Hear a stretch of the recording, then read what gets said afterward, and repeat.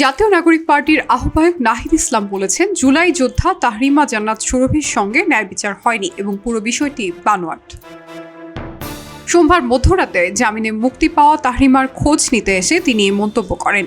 তিনি আরও বলেন, কিছু কিছু মিডিয়া জুলাই যোদ্ধাদের চরিত্র হননের কাজ করে যাচ্ছে।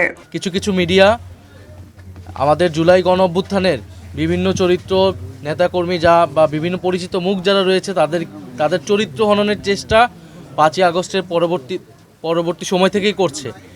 এবং তাহরিমা জান্নাত সুরভির ঘটনাটাও কোনো বিচ্ছিন্ন ঘটনা নয়। এই ঘটনাও আমরা সেটারই একটা ধারাবাহিকতা হিসেবে দেখি।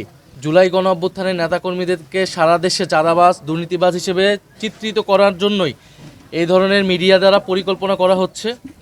এবং এইটা কিন্তু বাংলাদেশের জনগণ জানে 5ই আগস্টের পরে কারা চাঁদাবাজি করেছে, কারা দুর্নীতি করেছে, কারা জমি দখল করেছে।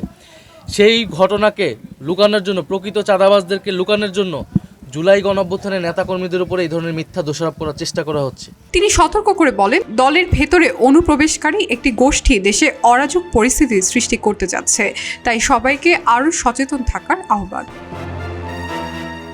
এর আগে গত 25 ডিসেম্বর রাতে টঙ্গী পূর্ব থানার গোপালপুর টেকপাড়া এলাকার নিজ বাসা থেকে চাঁদাবাজির মামলায় সুরভিকে গ্রেপ্তার করে যৌথ বাহিনী। সোমবার সন্ধ্যায় 2 দিনের রিমান্ড আদেশ বাতিল করা হয়। অতিরিক্ত জেলা দায়রা জজ 1-এর বিচারক অমিত কুমার দে তার 4 সপ্তাহের জামিন মঞ্জুর করেন। সোমবার দুপুরে গাজীপুর সিনিয়র জুডিশিয়াল ম্যাজিস্ট্রেট আদালত 2-এর বিচারক সৈয়দ ফজলুল মাহদি সুরভির এই 2 দিনের রিমান্ডের আদেশ দেন। এই আদেশের পর আদালত পাড়ায় ছাত্র জনতা বিক্ষোভ করেন। এদিকে জামিন পেয়ে সুরভি টঙ্গীর বাসায় ফিরলে রাতে তাকে দেখতে যান এনসিপির আহ্বায়ক নাহিদ ইসলাম। এ সময় দলটির গাজীপুর মহানগর এবং টঙ্গীর বিভিন্ন ওয়ার্ডের নেতাকর্মীরা উপস্থিত ছিলেন।